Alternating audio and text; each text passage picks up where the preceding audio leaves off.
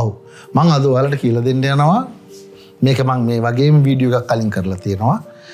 ඒ හා සමානවම තව දේවල් එකතු කරලා ඔයාලට තවත් ලස්සන වෙන්න පුළුවන්, නිරෝගී වෙන්න පුළුවන් හොඳම හොඳ බීමක් ගැන. මේක අද වෙනකොට ලෝකෙ ගොඩාක් රටවල් වල මේක පාවිච්චි කරනවා. ලංකාවේ අපිත් පාවිච්චි කරනවා. ඒ නිසා තව ටික දෙනෙක් මේක දන්නේ නැති කට්ටියට තමයි මම අද මේ කියලා දෙන්න යන්නේ. ඒ නිසා මේකට මූලිකම අවශ්‍යතාවය තියෙන්නේ අපේ ශරීර සෞඛ්‍යය කොහොමද හොඳින් තියාගන්නේ? පිළිකාවක් හැදෙන්නේ නැතුව කොහොමද ඉන්නේ? කොලෙස්ටරෝල් කොහොමද පාලනය කරගන්නේ? දියවැඩියාව කොහොමද පාලනය කරගන්නේ? ඒ නිසා මෙන්න මේ වගේ ප්‍රෙෂර් එක කොහොමද පාලනය කරගන්නේ? ඒ එක්කම අපේ ශරීරය කොහොමද සමබරතාවයෙන් ගෙනියන්නේ?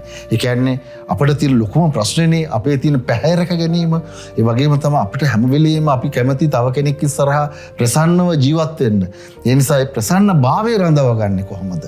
මෙන්න මේවට විසඳුම් අපි ළඟ තියෙනවා. මෙන්න මේකට විසඳුමක් හැටියට තමයි මම අද ඔයාලට මේ බීම එක හදන හැටි කියලා දෙන්න යන්නේ. මේකට අවශ්‍ය වෙනවා එලකිරි, එහෙම නැත්නම් ෆ්‍රෙෂ් මිල්ක්.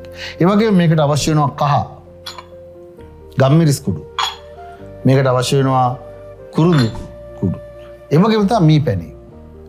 මෙන්න මේ ටිකත් එක්ක තමයි මේ පානය අපි හදාගන්නේ. හැබැයි මේක ටිකක් රත් කරලා ගන්න ඕනේ. මේක හොඳ බීම එකක්. ඔයාලට මේක ඇත්තටම උදේ හවස බොනවා නම් උදේ හවස ආහාර වේලෙන් මග අරගන්න පුළුවන්.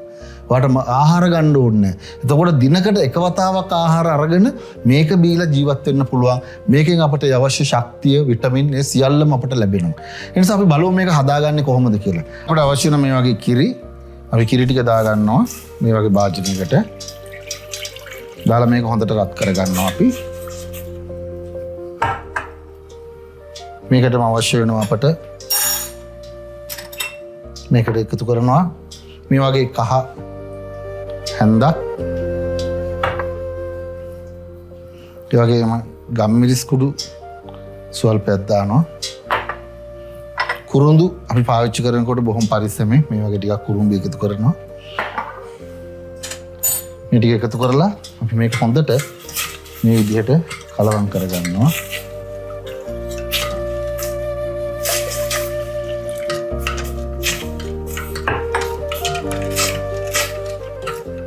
මේක මේ විදිහට හොඳට උණු වුණාට පස්සේ අපි ලිප නිමාගෙන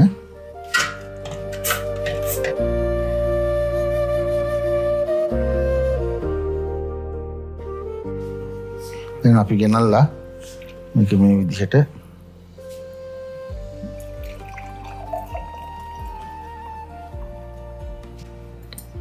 දැන් මේක මේ විදිහට තියාගෙන මේක නිමුණාට පස්සේ අපි මේකට එකතු කරනවා මී පැණි තේ හැඳි දෙකක්. ඔයාලා මේක උදේ හවස බොනවා නම් ඇත්තටම ඔයාලගේ ජීවිතේ හරි ලස්සනයි. ඔයාලා නිරෝගීව ජීවත් වෙනවා. ඔයාලගේ ශරීරය ලස්සනට තියාගන්න පුළුවන්. වයසට යෑමේදී ඇති වෙන සමදුරු ආරක්ෂා වෙනවා. ඒ වගේම තමයි ඔයාලට නම් හැමදාම කියනවා වගේ මම ගොඩාක් දේවල් දෙන්න ඔයාලට ලස්සනට ජීවත් වෙන්න. ලස්සන දේවල්. මේවා ඒ වගේම ලස්සන වගේම හොඳ විටමින්. මේවට පුළුවන් අපේ ආහාර රටාව අඩු කරගන්න. අපි ගන්න ආහාර අඩු කරගෙන මේ වගේ දෙයකින් අපට එක වේලක් පිරිමහ ගන්න පුළුවන්. එතකොට අපි නිරෝගී වෙනවා. ඝන ආහාර ගන්න අපි රෝගී වෙනවා.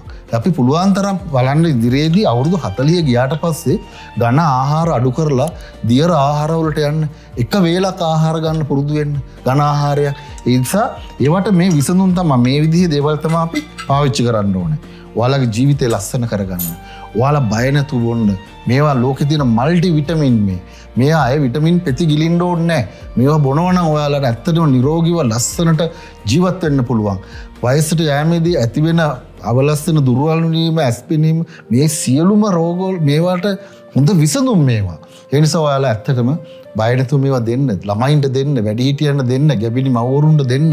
මම හිතන්නේ මේක ඕනිම කෙනෙකුට පාවිච්චි කරන්න පුළුවන්. ඒ නිසා දියවැඩිය රෝගියෙකුට පාවිච්චි කරන්න පුළුවන්. මේ වගේ හොඳ ඖෂධ මේ වගේ තියෙන්නේ. ඒ නිසා ඔයාලා මං ඉතාම ගෞරවණීය වෙනවා මේ කහ කියන එක පුළුවන් තරම් පාවිච්චි කරන්න. අද වෙනකොට වෛරස් රෝග වලින් අපි ගොදුරු වෙන එක ආරක්ෂා වෙනවා. කහ පාවිච්චි කරනවා නම්. ඒ නිසා අපි පුළුවන් තරම් කහ අපිට ලබා ගන්න ඕනේ. ඒ නිසා සමහර කට්ටිය කියන කහ බීපුවම සෙංගමාල එනවා කියලා. අපි අනවශ්‍ය විදියට ගන්න ඕනේ නැහැ. ඔයාලා හොඳ කහ පාවිච්චි කරන්න. මේ වගේ විස නැසලා තියෙන තම්බපු කහ ගෙදර හදා මට. එතකොට ප්‍රශ්නයක් වෙනවා මේ කට්ටියට මම ගෙවල් වල හදාගෙන මේ ගන්න ගියොත් කහ හදා ගන්න ගියොත් ඔයාලට බොන්න වෙන්නේ නැහැ. ඔයාලට ගන්න වෙන්නේ ගොඩක් කට්ටියට කඩෙන්නේ. ඒ නිසා ඔයාලා ප්‍රමිතියක් තියෙන කහ අරගෙන ඔයාලා පාවිච්චි කරන්න. පුළුවන් තරම් කහ ආහාරයට අරගෙන ඔයාලා බලන්න. ඔයාලා ජීවිතේ කොච්චර සුන්දර වෙනවද කියලා. ඔය පිළිකා වලට විසඳුම් ඒවා තමයි. ඒ නිසා ඔයාලා මේ කහ එක බොන්න.